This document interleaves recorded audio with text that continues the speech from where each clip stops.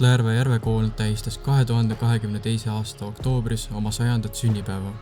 Meie kool on alguse saanud Kaevanduse Hariduse Seltsi eestvedamisel ja on ikka olnud eestluse saareke Ida-Virumaal. Meilt on lendu läinud sadu vilistlasi, kes kannavad oma kooli ja kodumaakonda alati südames.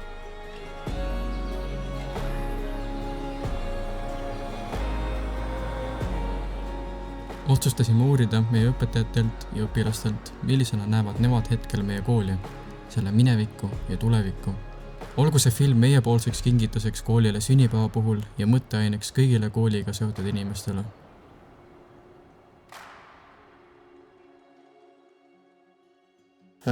Minu nimi on Taavi Källo. Ma olen Eha Koppelmaa. Minu nimi on Sirje Kivil. Minu nimi on Linda Ait. Ma töötan siin koolis bioloogiaõpetajana, olen töötanud kehalisõpetajana ja siis ka natukene inimeseõpetuse õpetajana, loodusõpetuse õpetajana.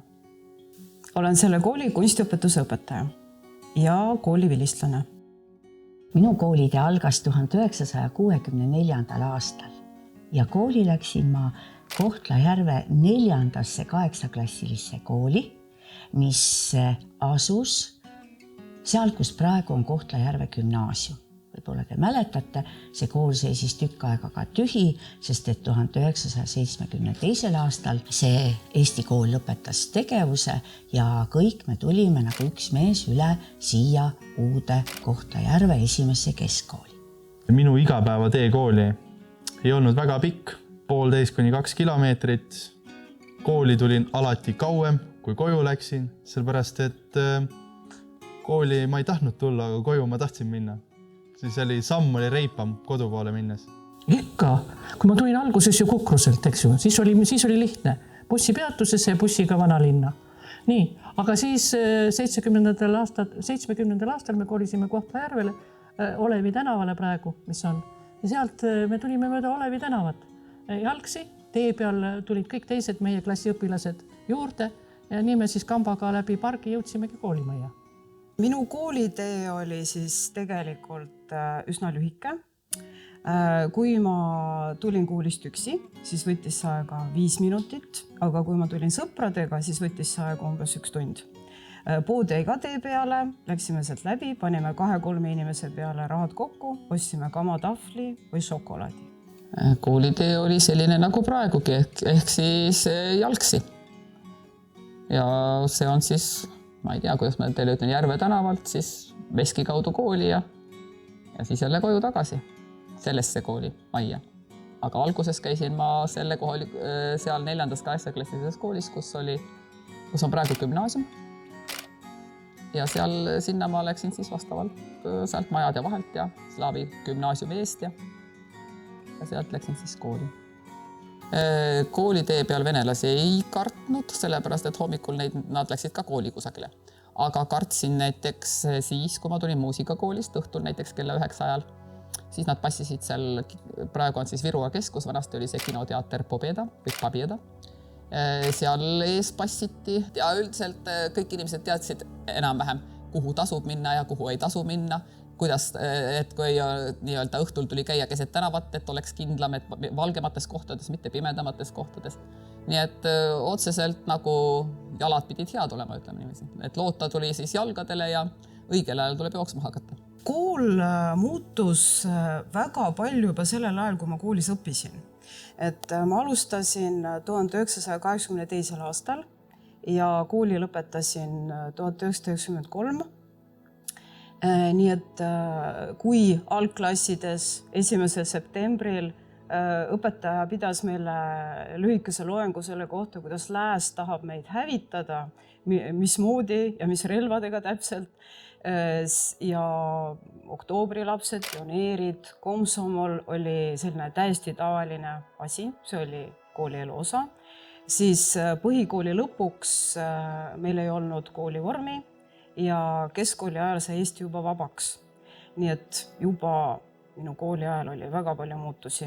Tunnid algasid meil kell 8, aga kuna esimese tunni lõpus 5 minutit oli sisustatud hommiku võimlemisega, et siis tegelikult tunnid algasid kell 7:55. Maja on muutunud suhteliselt vähe. Tähendab, vanasti oli muidugi, meil oli üle 1000 õpilase siin koolis, kui mina lõpetasin, 1100 kusagil. Kõik olid eestlased, kuigi vene nimedega lapsi oli palju. Aga meie koolis ausalt öeldes vene keeles õpilased omavahel mitte kunagi, mitte kusagil ei rääkinud, sest venelane olla oli häbi asi, sest venelasi käidi peksmas nii-öelda ja kõvad mehed olid need, kes siis nii-öelda venelastega olid peksmas käinud ja võitnud ka. Siis all esimesel korrusel olid näiteks lisaklassid, all keldrikorrusel olid klassid. Nii et selleks, et kõik need ära mahuksid, need üle 1000 inimese, siis oli klassiruume palju rohkem. Praegu on raamatukogu pool korrust, vanasti oli seal, kus praegu raamatukogu hoidja istub, seal oli meil geograafia klass näiteks. Terve teine korrus oli täis erinevaid klasse. Aga praegu on nii-öelda rahvast on vähe, eesti keelt ei kuule peaaegu, kogemata kuuled, et õpilased räägivad omavahel eesti keelt, siis mõtled, et midagi on valesti, mida ma kogemata kuulsin. Õpilasi on järgi jäänud ainult mingi 300 ringi, eestlasi neist umbes 100 ringi. Et 1100-st on siis, kui me nüüd arvestame, siis 1979. aastast alates, palju see teeb 44 aastaga, on õpilaste arvust siis 1100-st eestlasest saanud 100 eestlast umbes. Ringides ma ei käinud igatahes koolis. Kuna ma olin sporditüdruk, siis ma käisin spordihoones. Alguses kergejõustikus, siis nagu lapsed ikka muutsin meelt, läksin korvpalli, korvpallis käisin 3 kuud, siis sai sealt isu täis, tulin tagasi kergejõustikusse. Kool on ikka meeletult muutunud.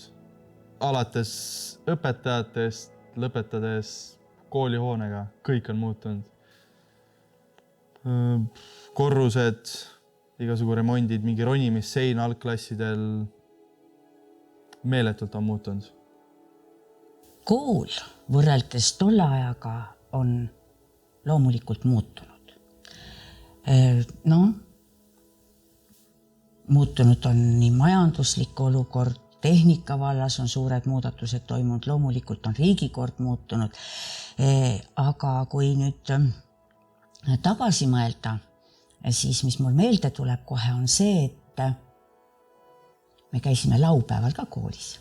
Õpetatakse samamoodi. Vaata, meil ei olnud siis mingisuguseid arvuteid, ei televiisorid ka meil ei olnud. Eks meil ei olnud seda mitte midagi. Meil lihtsalt õpetaja tuli klassi ja tahvli juures tegi sulle kõik selgeks, mis vaja. Millegipärast me saime ka kõik selgeks. Telefoni ei olnud, eks ju, kus sa saaksid kogu aeg vaadata. Õpetajaid on minu ajast järgi jäänud siia koolimajja. Mitte ühtegi. Kui mina olin õpetaja. Õpetaja Reet Kukk oli viimane, kes oli minu aegne ja nüüd hakkan ma ise varsti juba saama selleks kõige vanemaks. Aga õpetajad muidu, ma ei oska nüüd täpselt öelda, kas nad on muutunud või mitte. Eks me üritame ikka sellele õppimisele rõhuda rohkem. Siis siin koolis on alati õppimist nõutud. Vanasti ikka öeldi, et meil oli siis konkurents alati Jõhvi kooliga.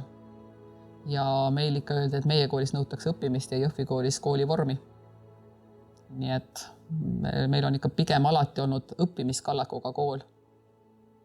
Ja eeskujuks on ikka võetud neid, kes olid ikka targemad ja arukamad nagu ja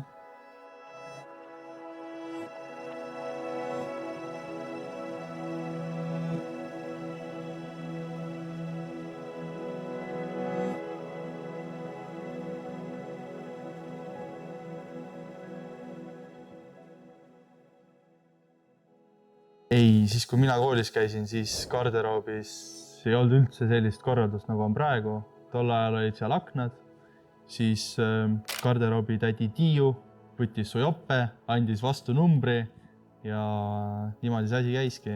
Ja siis, kui sa läksid peale tund ära, sa jooksid meeletult kiiresti garderoobi, et sa ei peaks järjekorras olema. Muidu sa pidid ootama seal hunnikus ja sa upitsid oma käega, et sinu number võetaks. Seal oli meeletu järjekord. Sihukest asja ei olnud. Hästi palju oli huviringe, töötasid rahvatantsuringid, siis suusatrennid käisid, pallimängutrennid, mäletan, laulukoor tegutses, nii et õpilastel oli päris palju, millest osa võtta. Meil oli klassijuhataja Aadu Kukk, kuna meie enda klassijuhataja oli pidevalt lapsepuhkusel ja siis oli meil asendusõpetaja, meil oli Aadu Kukk. Aadu Kukk oli väga mõnus õpetaja. Ta oli siis noor, 32-aastane. Ja meie võtsime osa igasugustest üritustest ja tema alati meid premeeris, kui me midagi väga hästi tegime. Me võitsime võrkpallivõistlused koolis, saime tordi. Ja ühe sõnaga me tegime kõike, mida peaks tegema üks õpilane koolis. Ei mäletagi, et midagi sellist väga erilist oli, et tehti sporti, rahvatantsu, tehti hooti, koor oli tegelikult tunniplaani sisse kirjutatud, nii palju kui ma mäletan.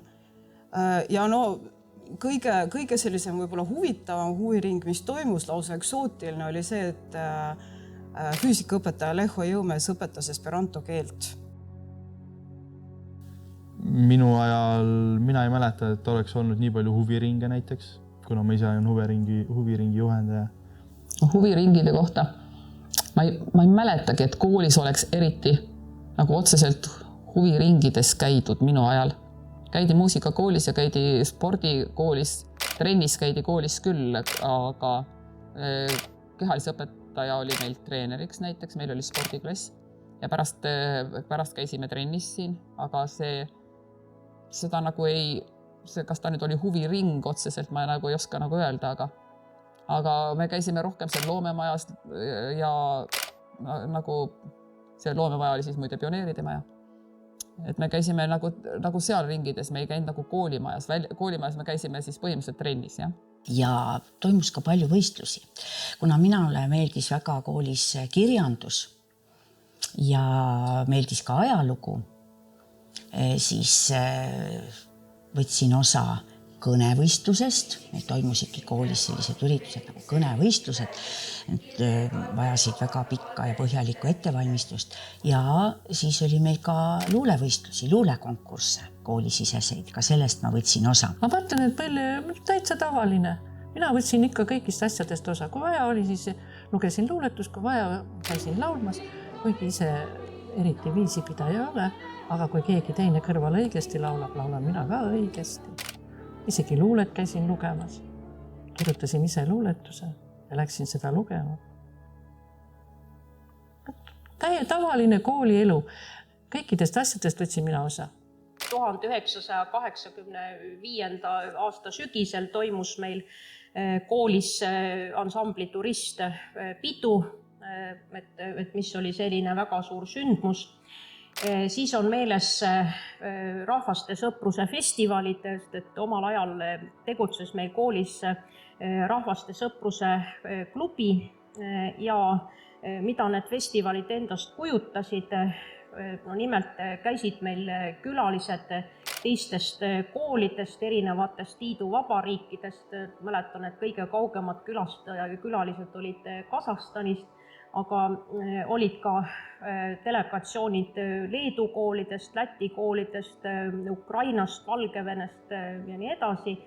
Ja nemad käisid siis meie koolis rahvaste sõpruse festivalidel ja siis meie saime minna vastu külaskäigule. Ja 1987. aasta sügisel meie klassi õpilased sõitsid siis Ukrainasse ja Lääne-Ukrainas Lvovi oblastis Sokalli linnas toimus siis sealne rahvaste sõpruse festival, nii et see on ka väga eredalt meelde jäänud, nii et see mitmepäevane rongisõit platskaartidega vagunis, siis see üritus Ukrainas koha peal rahvuskultuuri õhtu, kuidas meid seal vastu võeti, nii et sellega on seotud tõesti eredad mälestused. Klasside vaheline konkurents oli meil pidev. Meil oli 4 paralleelklassi, meil oli A, B, C ja D gümnaasiumis. Põhikoolis oli meil 3 klassi A, B ja C, aga gümnaasiumis oli 4 klassi. Ja meie klass pidi olema kõige parem loomulikult, näiteks mingites spordivõistlustel, mina olin spordiorganisaator, ei olnud probleemi näiteks, et keegi ei taha võistlustele tulla. Vanasti olid koolis näiteks sisekergejõustikuvõistlused olid talvel. Mina pidin võistkonna kokku panema, aga ei olnud niimoodi, et ma ei saa tulla või ma ei tule või ma pidin paluma kedagi põlvilisel kuskil, sest paralleelidele tuli ära panna, me pidime olema kõige paremad. Ja nii, et ükskõik nii-öelda kas või nui neljaks, aga meie pidime võitma. Kõiksugustel võistlustel, vanasti olid laulukonkursid, mingite poliitiliste laulude konkurss oli näiteks. Ja siis me tegime kõik, et võita. D-klass oli siis õpetaja Aadu Kukke, endine, ta oli klassijuhataja olnud neil seal, nendest, kes olid D-klassis enamikus, tema oli olnud nende klassijuhataja 8. klassini ja neil oli siis nii-öelda väikesed eelised, kuna Aadu Kukk oli ju žürii esimees. Aga siis selleks, et nendest mööda saada, siis me käisime nii-öelda pugemas, ette laulmas õpetaja Aadu Kukkele, et küsida, et umbes, et kuidas see laul teie arvates kõlab, kas me oleme ikka piisavalt pingutanud ja kuidas meie hääled kostavad. Sest tegelikult ausalt öeldes arvasime, kuna me õppisime kõik ise ja tegime kõik ise ja kõik valmistasime ise ette, klassijuhataja ei käinud meil kunagi sabas ega ei öelnud, kuhu minna, mida teha. Me lihtsalt küsisime klassijuhataja käest, et minge küsige meid ära, et me saaksime proovi teha näiteks. Aga me lihtsalt nii-öelda taktikalisel kaalutlustel, et saada nii-öelda siis plusspunkte, siis läksime siis nii-öelda õpetaja Aadu Kukkele pugema, et siis konkurss võita. Võitsime ka muide kusjuures. Paralleelide vahel ei olnudki meil, mina ei mäletagi, et me eriti oleksime paralleelklassiga heal jalal olnud. Ta tähendab, nagu kaks maailma oli meil. Meie olime nagu lihtsamad ja nemad olid nagu, seal oli teatud vanemate lapsi, keda meil ei olnud. Kaevanduse juhataja laps ja lapsed aga meil olid kõik tavalised inimesed. Võib-olla selle pärast. Koolis korraldati erinevaid üritusi, näiteks oli siis, nagu ma juba ütlesin, see poliitiliste laulude konkurss oli, aga siis oli ka liikumisrühmade konkurss. Ja seal siis olid erinevad tantsud ja siis seal nii-öelda kasulik oli siis poisid ka tantsima panna. Siis osades klassides olidki niimoodi, et poisid pandi ka tantsima. Klassid tegid ise endale kostüümi, tõmblesid näiteks, kõik asjad valmis. Ise mõtlesid tantsu, ise siis esinesid. Siis oli laulukonkurss, ma mäletan, kus sellised inimesed nagu meist 2 aastat nooremad olid Raul Reitsak ja Jaak Saar olid selles klassis ja laulsid siis ukrainakeelset laulu, mida ma siiamaani mäletan, siis see lugu algas see Tõkasala Ussieriedu, tähendab, see oli juba kolmapäev, eks ole, Ussieriedu, Piidem Brasam, Napjessedu ja nii edasi. Et ukraina keeles laulsid, kõik see rahvariided olid seljas, nad võitsid tol korral selle konkursi. Väga tublid olid. Siis näiteks jõulupeod olid, vanast olid nääripeod muidugi. Nääripeod olid päris huvitavad, kusjuures põhikooli ei lubatud gümnaasiumi pidudele. Gümnaasiumi peole sai minna ainult siis, kui sa olid juba 9. klassis vanasti, eks ole, 9-10-11 oli gümnaasium. Mingisuguseid põhikooli õpilasi kuhugi peole ei lubatud. Nii et, ja esimest korda lubati meid koolipeole üldse, ma mäletan, et ma käisin 7. klassis, muidu tavaliselt 8. vahel lubati, aga tol korral lubati 7. klass ka. Ma olin esimest korda peol ja ansambel mängis kooli ansambel ja võimendus oli minu jaoks täiesti seesugune, et kui muusika hakkas mängima, ansambel hakkas mängima, siis ma otsin 2 käega kõrvu kinni, sest see tundus nihukene, selline kisa, et ma polnud sellist kisa veel kunagi kuulnud. Et see oli ikka tohutu müra, ütleme niimoodi, mis mulle tol korral tundus. Mäletan, et keemia väga meeldis, aga kuni selle hetkeni, kui me hakkasime õppima orgaanilist keemiat, sest siis, kui ma vaatasin õpikusse ja nägin ainult seal pikki valemeid, mis koosnesid süsinikust, vesinikust ja hapnikust, siis see oli nagu minu jaoks juba täiesti midagi hoomamatut. Siis sai see armastus keemia vastu läbi. Tahakski nüüd just nagu jõuda selle teemani lemmikõpetajad. Et eks see õpetaja muudabki seda asja, et mis aine meeldib ja mis ei meeldi, et õpetajast sõltub väga palju. Ju siis nagu võib-olla kunstiõpetajaga sellest nii head klappi ei olnud nagu mõne teisega. 2 sellist õppeainet, mis mulle väga meeldisid, kirjandus ja ja ajalugu. Ja lemmikõpetaja oligi mul ajalooõpetaja. Ma pean ütlema, et lemmikõpetajad minul ei olnud. No loomulikult on väga hästi meelde jäänud esimene õpetaja Maret Kruusalu, kes oli väga südamlik ja hea inimene ja vestluseks valmistudes vaatasin üle ka oma vanad klassipildid ja lugesin huvi pärast ära, et tegelikult esimeses klassis oli meid 40 õpilast ja ma ei mäleta, et meil oleks olnud tundides suuri distsipliiniprobleeme, vaid me kõik austasime oma õpetajat ja Maret Kruusalu oli tõesti niisugune inimene, et kes suutis meile asjad heaga selgeks teha. No siis meeldisid mulle väga ka geograafiatunnid õpetaja Sirje Jõemaaga ja kui tema meie kooli tuli, et aasta oli siis 1982 või 83, et mäletan, et ma olin 6. klassis, kui meil hakkas geograafia ja ta paistis teiste õpetajate hulgas silma sellega, et ta oli väga kaasaegne, et ta suhtus meisse väga hästi, ta tunnid olid huvitavad. Siis muidugi on meelde jäänud õpetaja Leho Jõumees, kes õpetas meile keskkooli ajal füüsikat. Siis 4. klassis saime endale uue klassijuhataja, ajalooõpetaja ja selleks oli Elka Lekk, kes on mulle olnud väga suureks eeskujuks ka edaspidises elus ja muidugi kogu aeg on mulle meeldinud väga ka kirjandus, nii et meie eesti keele ja kirjanduse õpetajaks oli Maie Süda ja kuidagi temaga kirjanduse tundides ma olin nagu samal lainel, nii et mulle meeldis see, kuidas ta käsitles erinevaid kirjandusteoseid ja meeldis väga ka, kuidas me temaga arutlesime erinevate teemade üle. Lemmikaine on ajalugu ja geograafia, terve elu olnud. Ma ei tea, lihtsalt ma hakkasin lapsepõlvest peale lugema ajaloost raamatuid ja geograafiast. Põhikoolis oli hea õpetaja geograafias. Me kirjutasime seal isegi kirjandeid. Õpetaja Tubro oli. Ta oli keemia, nagu siis tavaks oli, õpetaja oli mitmel alal, eks ju. Keemia, bioloogia, geograafia õpetaja.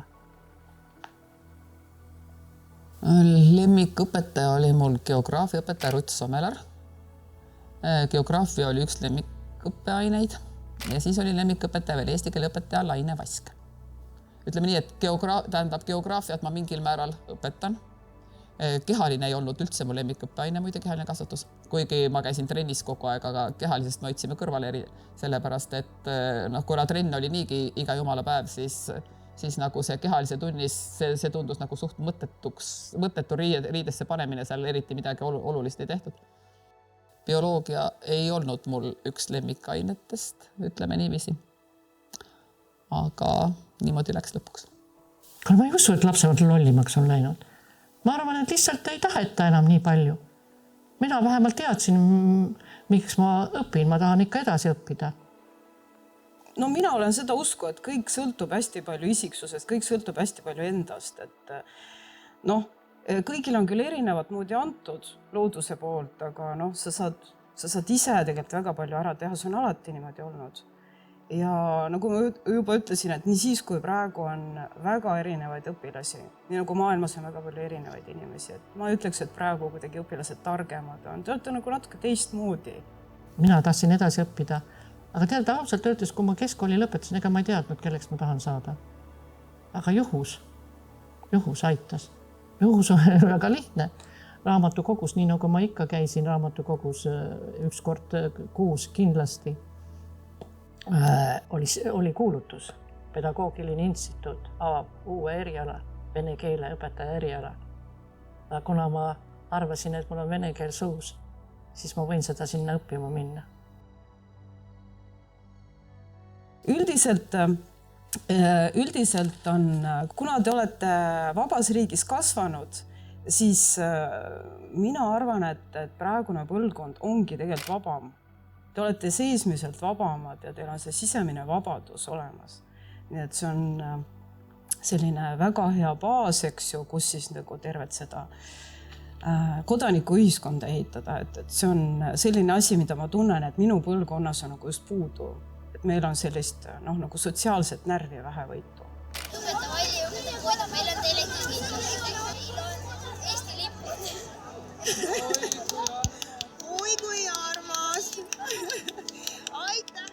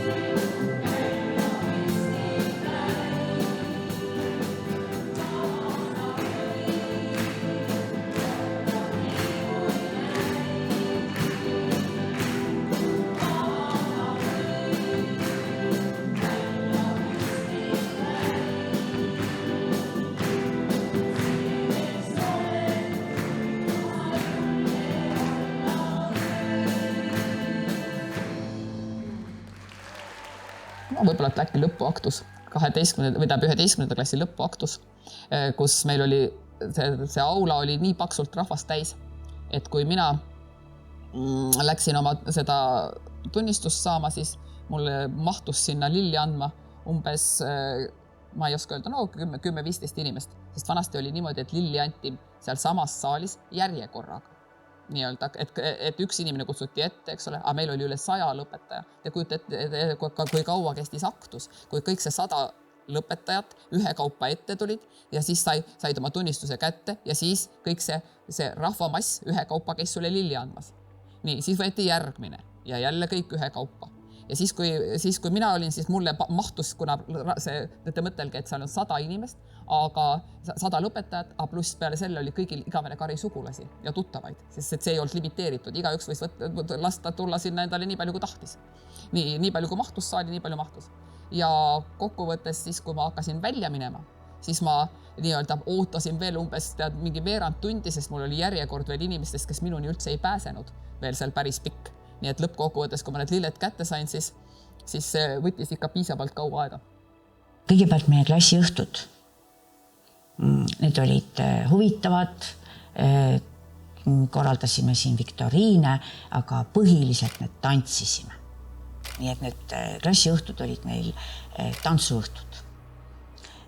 Ja meeldejääv hetk on kindlasti see, et ma käisin kõik need aastad rahvatantsu ringis ja rahvatantsu kollektiiviga saime me alati ka tantsupidudele ja need olid väga toredad ajad.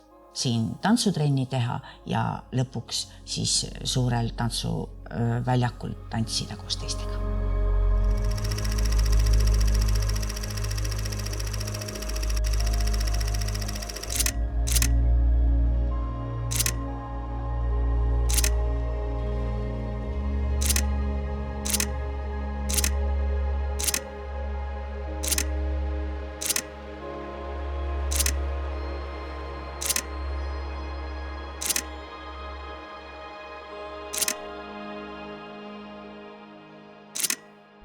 Tuhande 1970. aastal tähistati Lenini sünnipäeva 100-aastast juubeli. Meile öeldi, et me pidime minema kinno, aga meile öeldi, et kinos pileteid ei ole, saal on täis. No, me siis otsustasime, läheme minema koolist ja läksimegi minema. Läksime kinno ja mis te arvate, mitu inimest oli saalis? Mitte ühtegi. Ja me läksime kinno, me olimegi kinos, aga mis järgmisest päevast sai? Järgmisel päeval olime kõik direktori juures.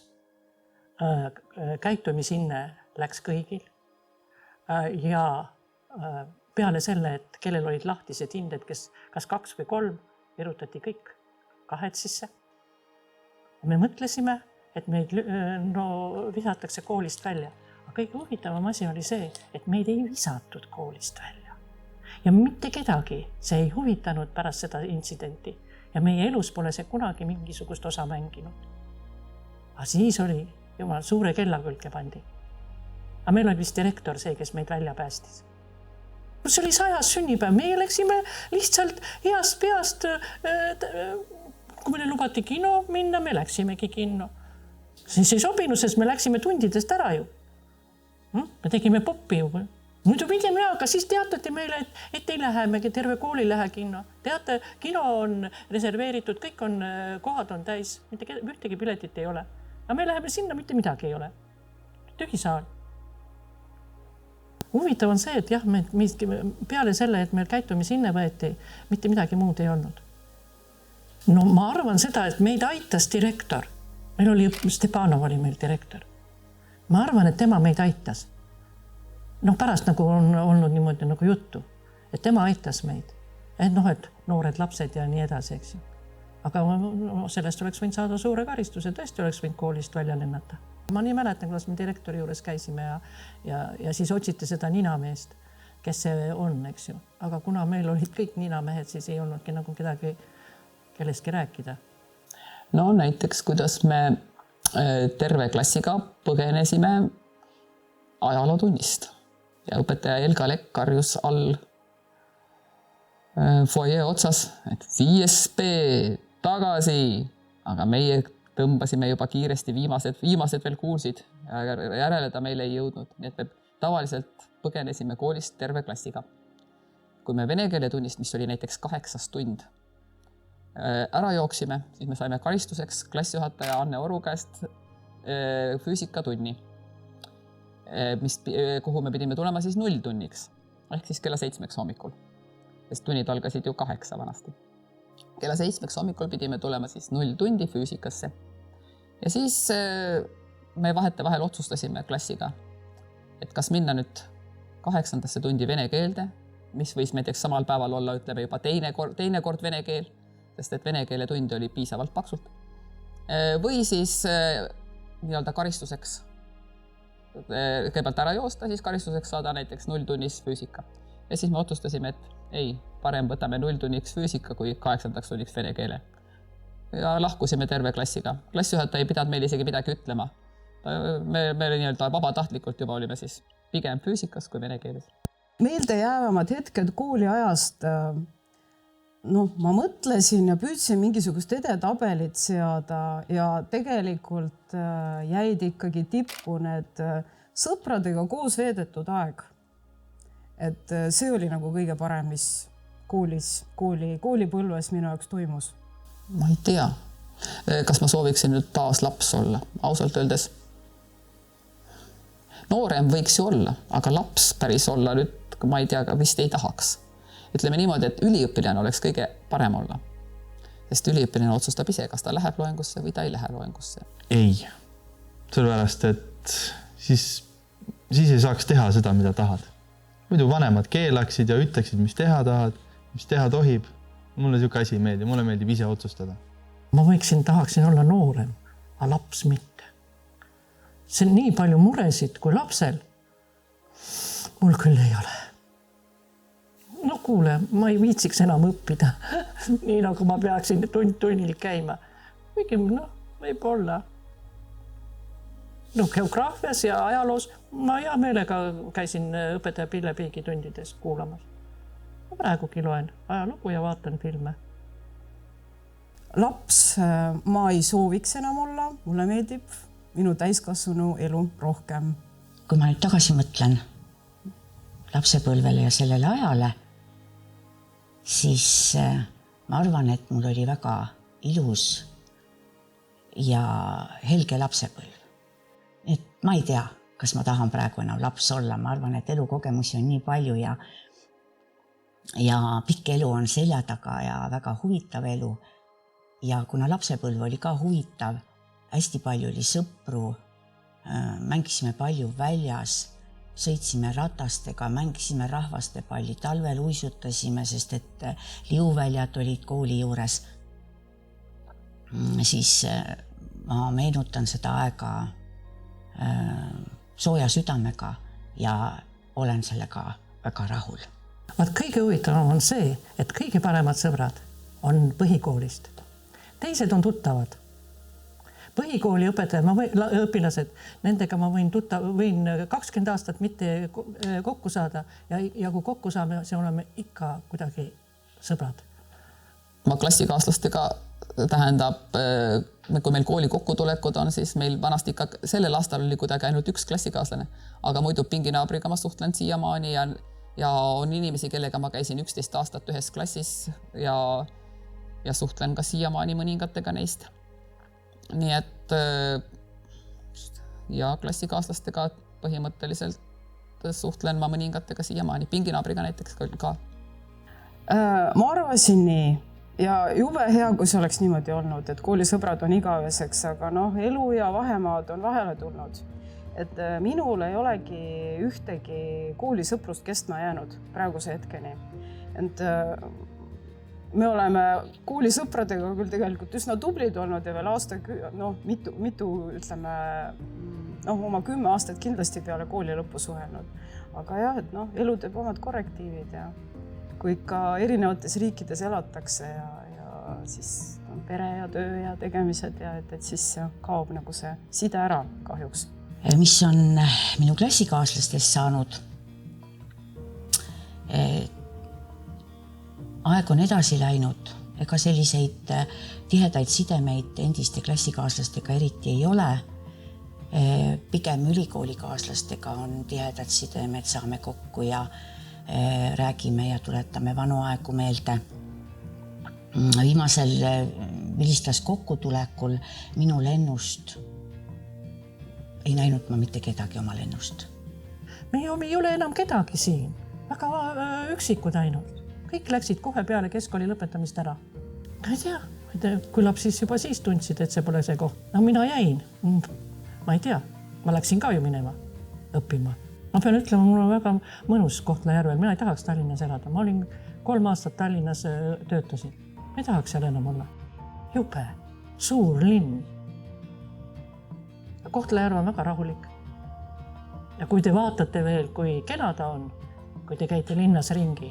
Ma ei tea, mulle meeldib näiteks Kohtla-Järve linn iseenesest, kuna ma olen selline kuidagi nagu maja kiiksuga inimene, et vaatan maju ja vaatan seda keskkonda, vaatan üldist mingisugust kompositsiooni, linna ehitust, siis mulle näiteks Kohtla-Järve puhul see väga meeldib.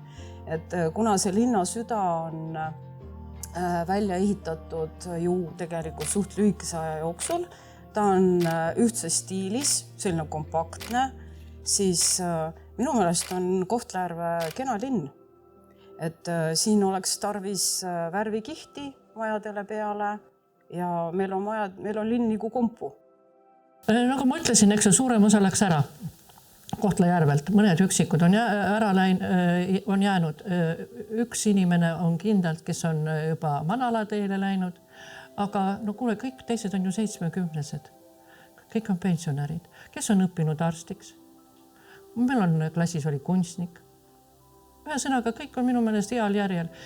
Ants Erm, see on keemik. Ja teised on ka kõik. Meil oli klassis hea maletaja tüdruk, kes käis malevõistlustel. Ja siiamaani tegeleb sellega. Need kõik on tegelikult heal järjel inimesed.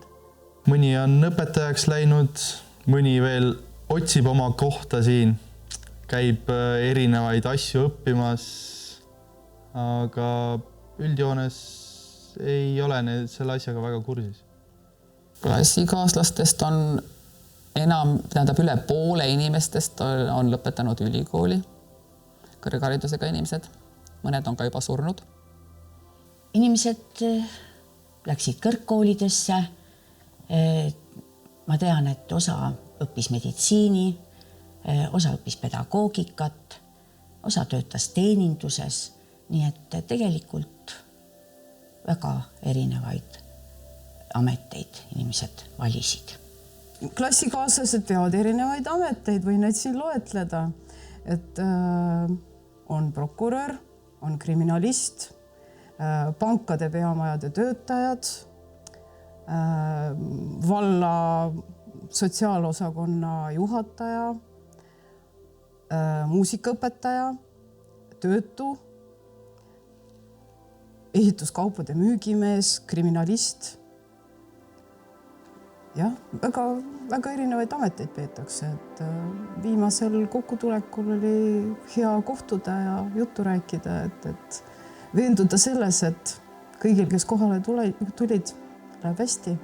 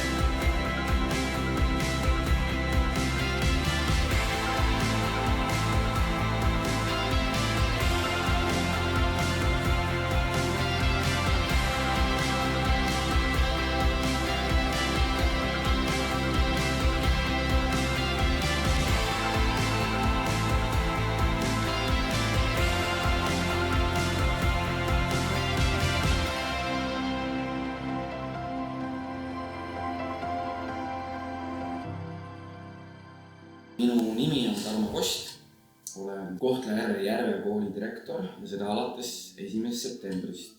Millisena ma näen Järve kooli tulevikus, siis esimesena ma kohe ütlen, et ma unistan väga tugevat uuest koolimajast. Ma väga loodan, et juba lähiajal me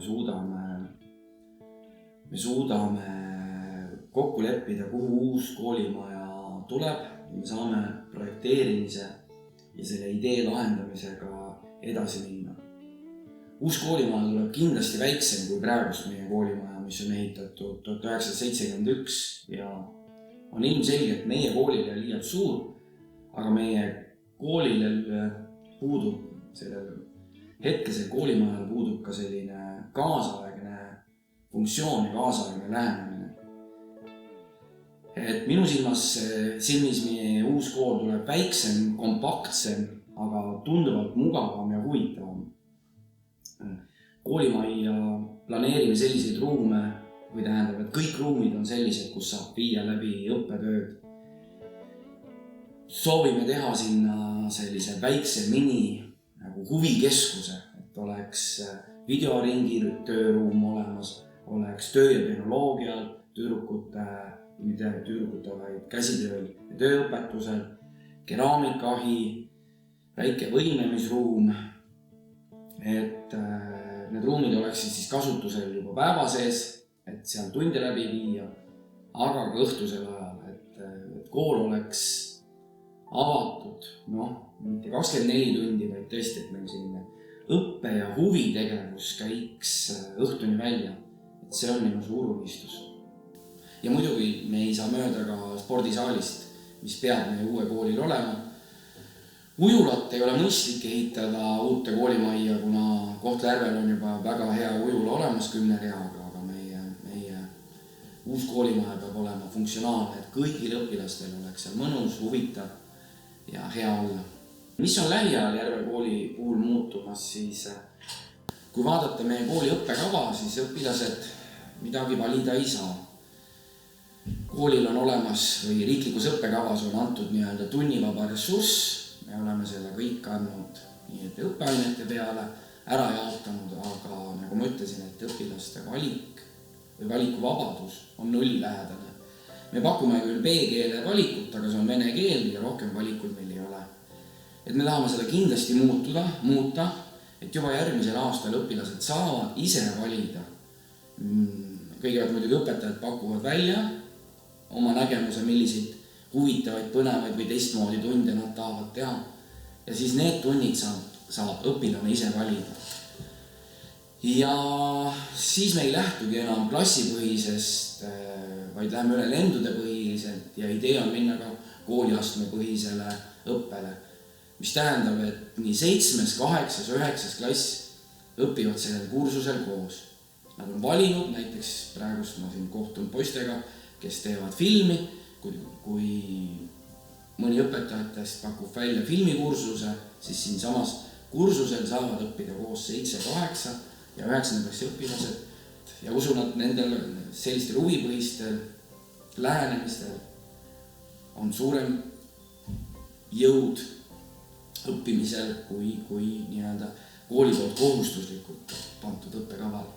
Ma soovin, et kõik unistused lähekski täituma, et meil oleks uus koolimaja, põnev ja huvitav õppekava selline, et meil tulevad teised koolid ka meie juurde õppima ja kogemusi omandama, et me oleksime nii-öelda põhikooli õppekava muudatustest ka kõigile teistele koolidele eeskujuks ja sihiseadvaks, et sellised on minu unistused hetkel. No, üks naljakas lugu on see,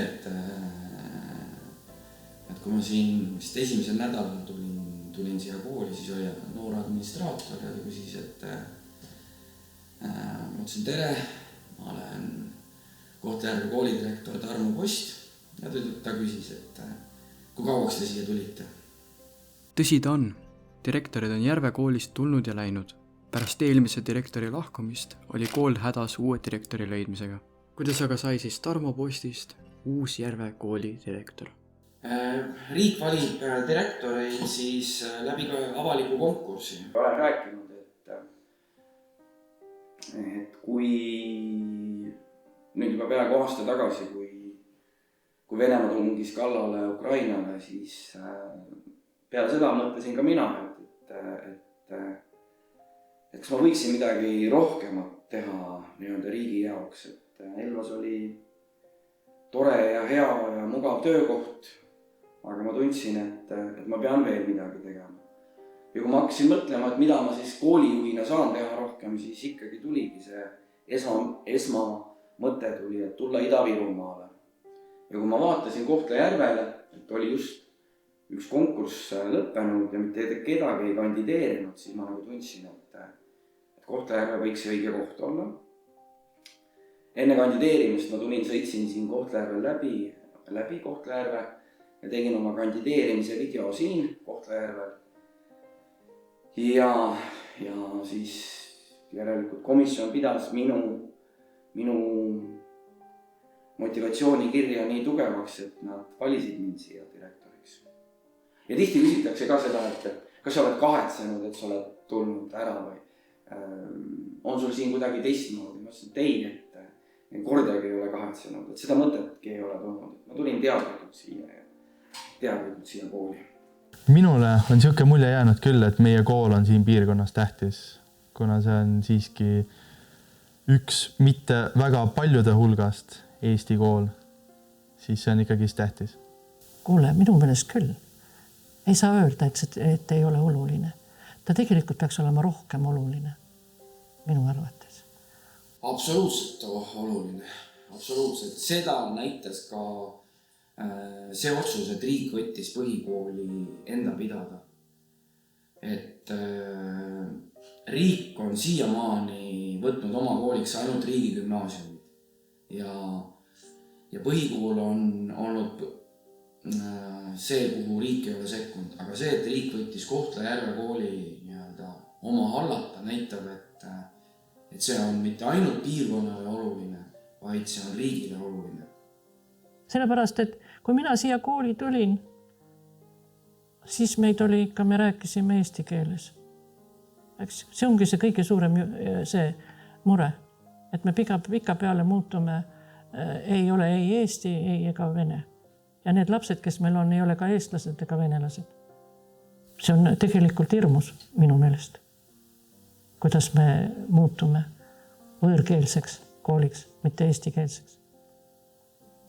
Ja kahjuks nii see on. Vahetundides kuuleme me palju vene keelt. Eesti keele tunde on vähemaks jäänud. Ma väga loodan, et meie valitsus võtab midagi ette ja neid eesti keele tunde tuleb meil kooli juurde, sest seda on väga-väga vaja. Eesti keel on ilus keel ja seda tuleb hoida, seda tuleb kaitsta. No tõesti on väga palju kuulda, kuna meil on nüüd ka Ukraina õpilased koolis, siis nii-öelda teistsugust rahvust on juurde tulnud. Aga ma ei julge väita, et see eestlus päris kadumas oleks. Ei tea. Sõna otseses mõttes ei tea. Viimased eestlased läksid minema siis, kui gümnaasium kadus. See tähendab, et siis pärast seda muutus keskkond väga venekeelseks, sellepärast, et kuigi gümnaasiumis oli tegelikult õpilasi nii eestlasi kui venelasi, aga nad olid selleks ajaks, kui gümnaasiumisse jõudsid, siis olid korralikult juba eesti keele kõik selgeks saanud ja eestikeelset juttu oli palju rohkem, kui me andsime ära 100 õpilast, kes oskasid korralikult eesti keelt. Ja nüüd alt tulevad õpilased, kes ei oska 6. klassis, 7. klassis, 9. klassis ei oska ka enam eesti keelt, siis nagu ma ei kujuta ette, kuidas. Peale õpetajate eesti keelt nagu on suhteliselt keeruline kuulda. Ütleme nii, et kooli tulevik on ilmselt ju selline, et kuna eestlased lähevad siit kiiremas tempos kui venekeelsed inimesed, siis kooli tulevik ongi see, et siin koolis käivad venekeelsed lapsed. Muus mõttes, ütleme, see eestluse hoidmine, see on ikkagi ennekõike kollektiivi, õpetajate, kõikide teiste töötajate hoida ja kanda. Ja ülesandeks ongi siis see, et ka võõrkeelsetele lastele see sisse istutada. Jah, kuna mina saan oma kogemust ainult öelda seda, mis mul on 5 kuud, aga kuna ma tean ajaloost, et 40 aastat tagasi oli siin koolis 1100 õpilast, kes kõik rääkisid eesti keeles. Ja nüüd võib-olla ainult 100, siis on jäänud vähemaks ja kurvaks teebki võib-olla see, et eestlaste osakaal on Kohtla-Järvel siis vähenenud just Eesti Vabariigi ajal.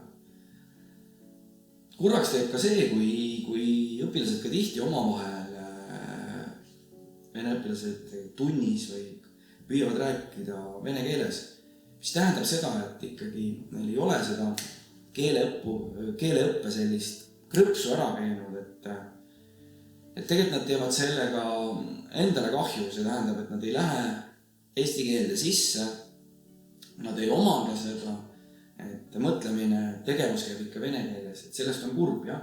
Me õpetajatega teeme märkusi, mina juhin tähelepanu sellele, õpetajad ka, aga soov on ikkagi, et see õpilane ise tunneb seda, et omandada hea eesti keel, see on ikkagi Kohtla-Järve kooli eesmärk. Anda kõigile väga head ja ilusat eesti keelt.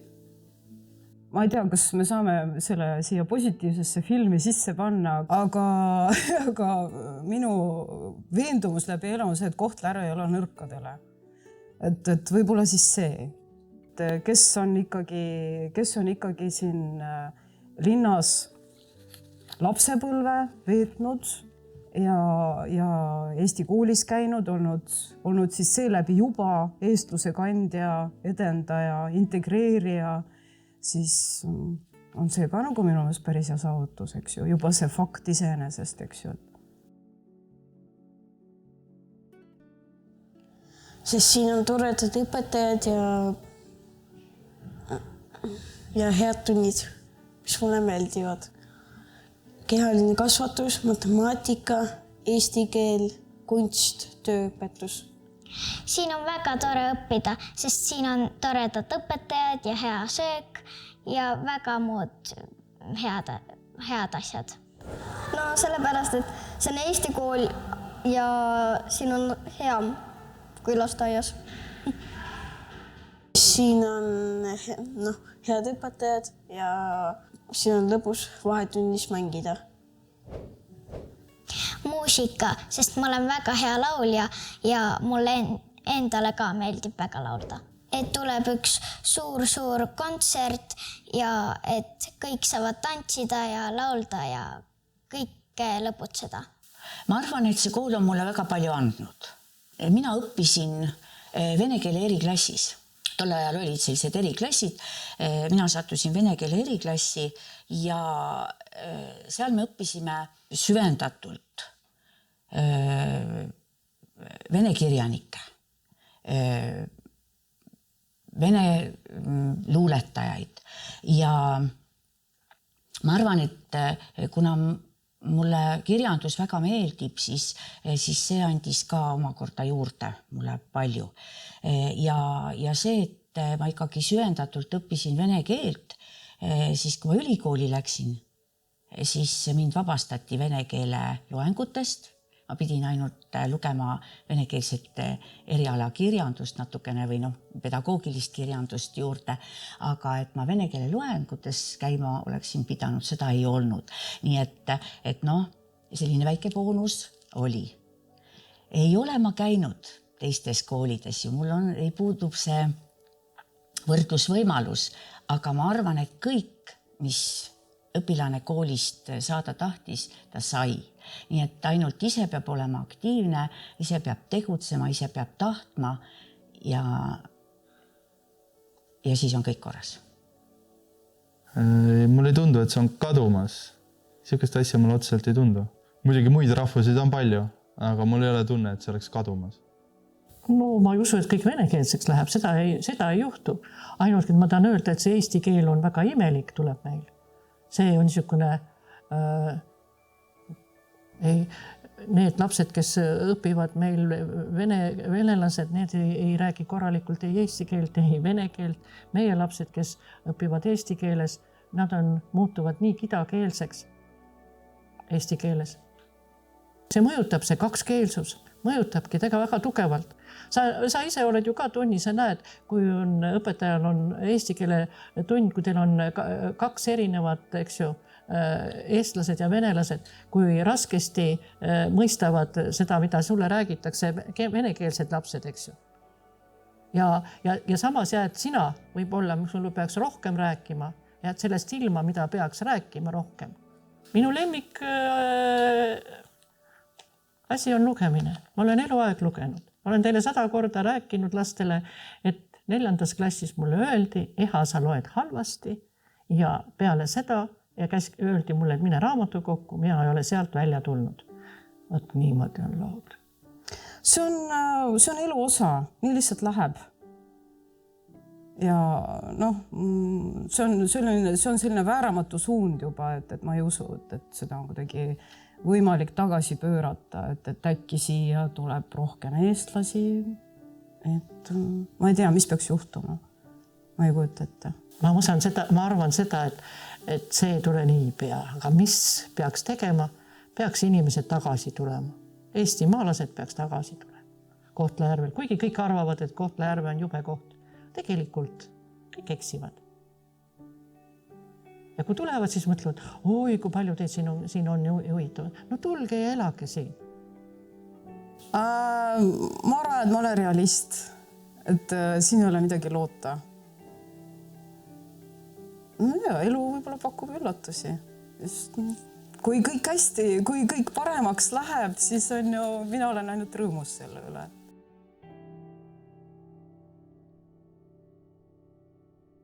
Elagu Eesti kool. Jätkuks lapsi kooli. Eesti lapsi kooli. Rohkem eesti keelt tahaks kuulda maja peal.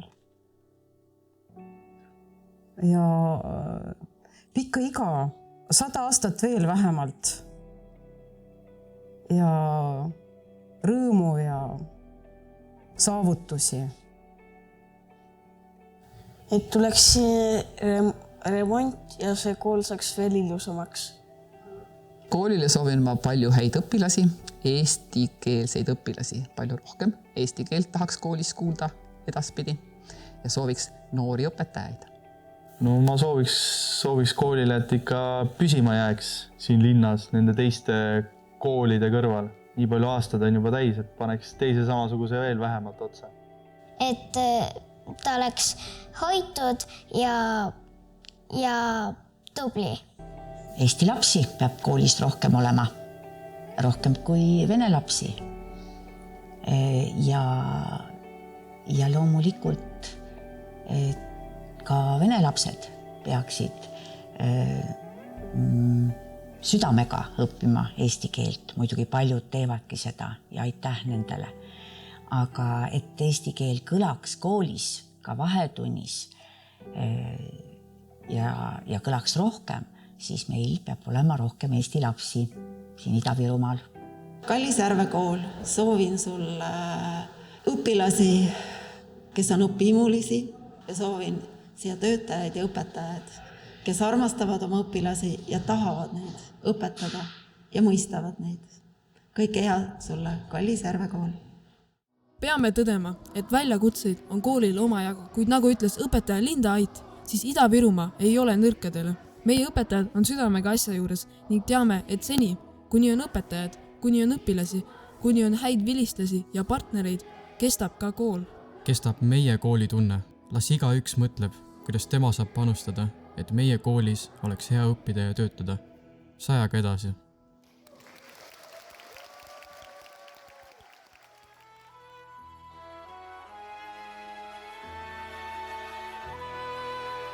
Avan päevale peod, ootan homset kui imet, kuid mind endaga seob tunne, mil pole nime. Las meid nüüd kaasa viib veel, kaasa las viib koolipäevade rõõm. Keerelgu samas me teen, keerelgu samas veel viimne kord tantsusõõm. Pidage sõbrad, las vaatan kord tagasi tänava nurgalt, kust paistab me kool. Hoiame kätest nüüd kinni veel kõvasti, jätame kõigi ning kõigega hüvasti tänava nurgalt, kust paistab me kool. Avan päevale peod, ootan homset kui imet, kuid mind endaga seob tunne, mil pole nime. Las meid nüüd kaasa viib veel, kaasa las viib koolipäevade rõõm. Keerelgu samas me teen, keerelgu samas veel viimne kord tantsusõõm. Avan päevale peod, ootan homset kui imet, kuid mind endaga seob tunne, mil pole nime. Las meid nüüd kaasa viib veel, kaasa las viib koolipäevade rõõm. Keerelgu samas me teen, keerelgu samas veel viimne kord tantsusõõm.